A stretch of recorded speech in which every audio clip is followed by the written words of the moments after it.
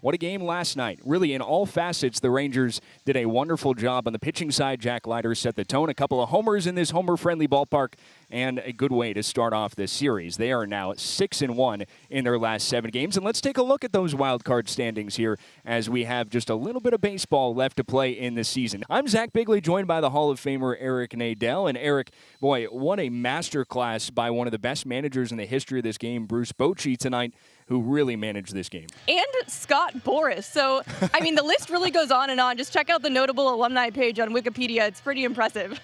Wow, you can have a whole team and someone to represent them, too. That's great. Awesome. Thanks, Laura. Yeah, thanks, Zach. From Riders Field in Frisco, Texas, it's time for MLB Network's production of the MLB Pipeline Prospect Showcase. Hi, everybody, and we welcome you into Frisco, Texas. Just a little bit north of Dallas, the Frisco Rough Riders and the Tulsa Drillers meet for the first game of this 6-game series. Some injuries, obviously, have been really tough on the infield for the Rangers. With you being able to play multiple positions, how do you think that helps you and in turn helps the team down the stretch? All right, thanks, Laura. As we continue here on our pregame coverage, it's David Murphy joining us here. Well, I mean, a lot of stuff to take out of that, a lot of great stuff from Booney, but these guys have been swinging it well to the opposite field, and we were talking to Bochy today. He talked about the two-strike approach on the offensive side, and you've seen a lot of that. Hey, we're here at the Lazy River. Thanks for joining us in this series opener. Tyler, it's been a heck of a ball game out here in the Lazy River. This A's team has allowed the second most home runs at home this season in all of baseball. Only the Orioles have allowed more home runs. So we figured the long ball would certainly play a factor tonight, and it did. Jonah Heim and Michael Hellman both going deep. 2 huge swings. Into left, hit well. Sundstrom going back. He's at the warning track. Over his head. Walcott around to tie the game. Stay hot. Keith Jones the second. Walcott laces it into left center field. It's got some carry. It's gone! Go-ahead 2-run shot for Sebastian Walcott. 4-3 Riders. Down the third base line, Rodriguez smothers it. Slings it on to first. In time! Oh, brother! Kaber Rodriguez, spectacular at the hot corner. Mitch Bratt, 6 up, 6 down. Take another look. Enjoy it. Defensive brilliance from Rodriguez. Rocker cuts him down. Fastball at 98. A liner to third. Chavez makes the catch, and he gets the double play. Walcott is grounded out and fly down. And he lifts this one out of the short left field. Nobody can find it. Mochetti doesn't know where it is. Rivas doesn't know where it is. Colley does. He's around third, and he scores. One heads-up base running. Riders lead. Oh, goodness. It's an RBI double for Sebastian Walcott. Osacker comes home. Swinging a fly ball, lifted out to left field. Nibbins going back. He's at the warning track. Goodbye!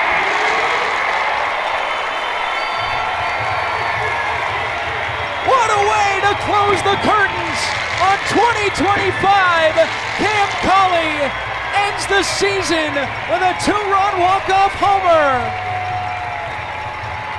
6-4. It wasn't the cycle, but it'll certainly do. Welcome to the offseason.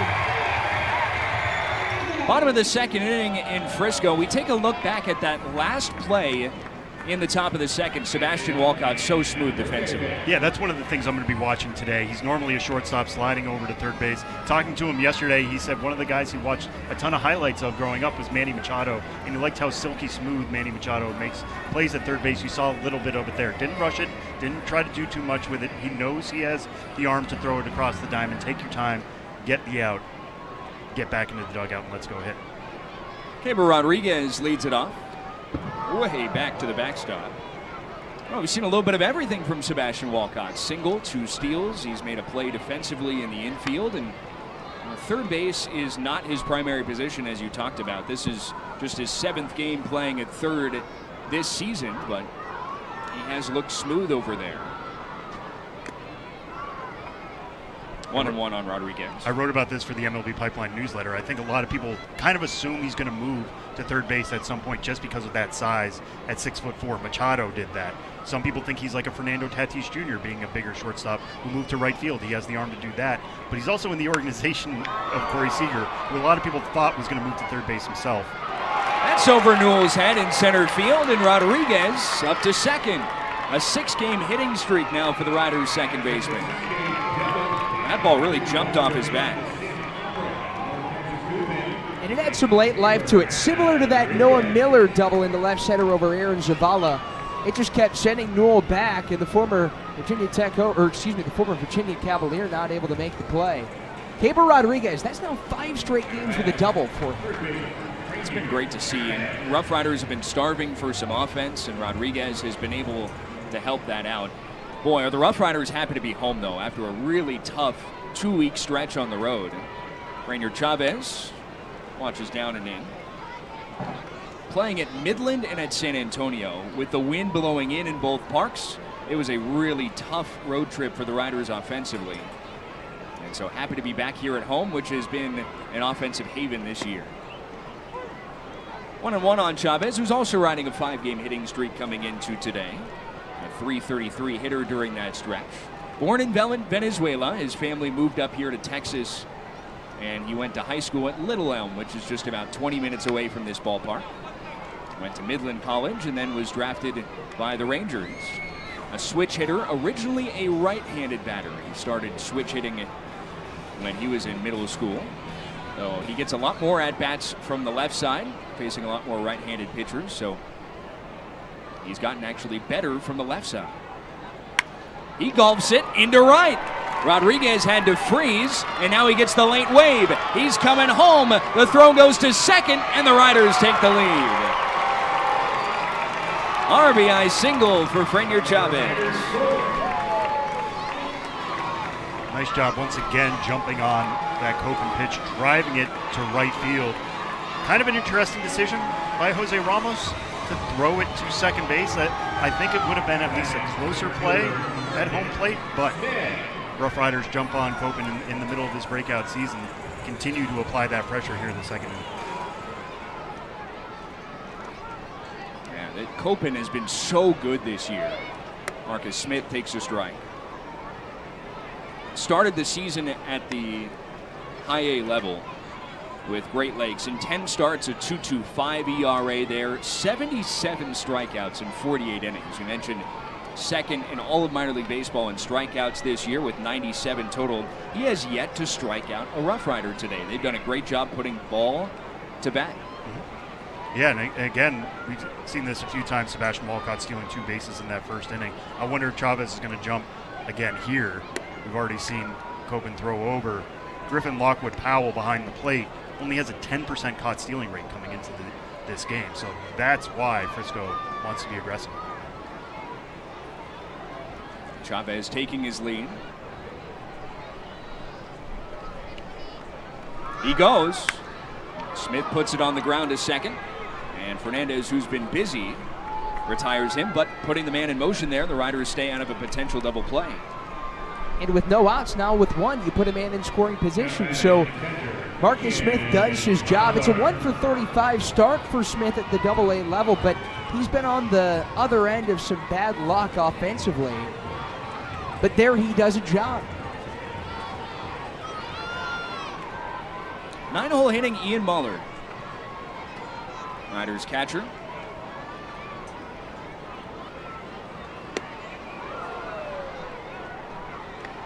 Copen just has not gotten on top of that slider today. I think that's one of the bigger problems is that it's easier to sit on the fastball if you know the slider's not going to be working. What kind of adjustments can he make? Maybe go to that cutter a little bit. There's 93 up and in it once again.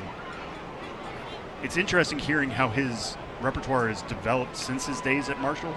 You talked about this on MLB Network the other day.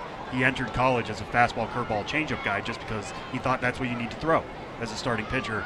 Then they developed a little bit more of a gyro slider, moving away from that curveball. And then when the Dodgers drafted him, they said, okay, how can we split this gyro slider into 2 different pitches? Going with a sweeping slider and a cutter. something that, instead of just a little bit of break, is breaking hard to the glove side and something that's a little sharper. I think that's a big reason why he's broken out, is that he has those two different types of breaking pitches.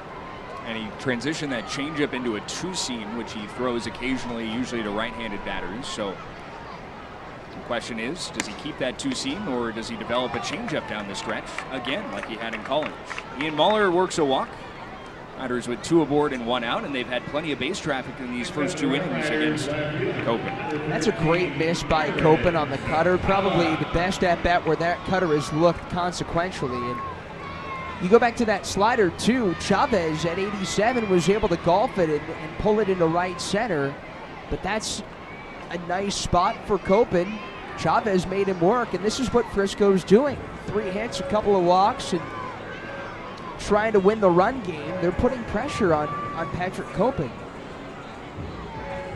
Lockwood Powell goes out and has a chat with him. And if you look at it from a different side, too, and Sam, I'm interested in your thoughts on this as well. I mean, here it's all about development. It's a major point of minor league baseball. Patrick Copen has been lights out all year. This is really a good opportunity for him to work in situations like this. Yeah, I mean, teams talk about this all the time. They want you going through some adversity. So the time when you are called up to the majors someday, you're pitching at Chavez Ravine, and you are facing 2 runners on. You don't want it to be like, this is the first time I've faced pressure, and I'm going up against Fernando Tatis Jr. or Manny Machado against the Padres. So they want them going through this now, seeing how they react, and also learning from that experience. So even if this blows up a little bit for Copen, okay, go into the middle of the week. What can you learn from this? Maybe change up some of that usage, maybe change up some of the grips, find something that's working. Do that now so that it's figured out by the time you get to LA. 0-2 on Zavala, who bounced out to second in the first inning. Riders already a run in this frame, trying to add on. Into center. Newell going back, carrying on him just a bit, but he's there to make the catch. Chavez tags, he moves into third, and the throw goes to second. Muller thought about tagging, but scampers back into first. Runners on the corners for the Rough Riders. Josh Hatcher with an RBI opportunity now. The ball is really carrying today. That's definitely going to be something to watch. Yeah, I think Zavala just got under it. It was an exit velocity of 93 miles an hour. Anything above 95 is considered a hard hit, so he just missed the mark on that, and even that was probably 370 plus. 350 is the official distance on that. But I think if he had just got it a little bit more on the screws, we might be talking about a 4-0 ball game.